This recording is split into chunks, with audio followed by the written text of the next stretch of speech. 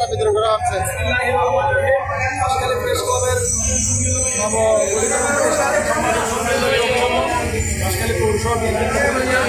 আজকে আমরা কোনো উপলক্ষ নয়, গত 15 বছর যাবৎ এই খুনি পেশিবাদী হাসিনা বাংলাদেশের প্রকৃতি গাছ বাস মাস সব কিছু শেষ করেছে।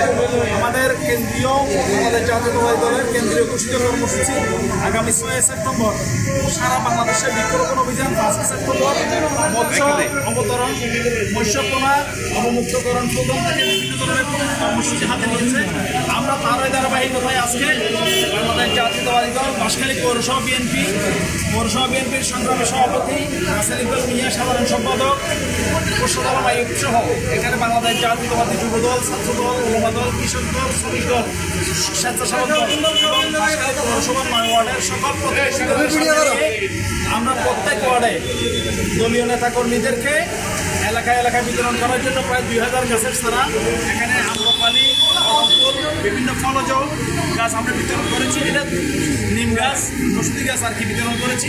এটা দলীয় কর্মসূচির অংশ হিসেবে আগামী 6 সেপ্টেম্বর যে বৃক্ষরোপণ কর্মসূচি আছে সেই কর্মসূচিটা আমরা বর্তমানে প্রাকৃতিক দুর্যোগের কারণে আজকে শুক্রবার সুযোগ হয়েছে, আমরা গাছের চারাও পেয়েছি। সে কারণে আমরা 6 সেপ্টেম্বরের প্রোগ্রাম বাঁশখালী পৌরসভা বিএনপির পক্ষ থেকে আজকে অগ্রিম বিতরণ করেছি।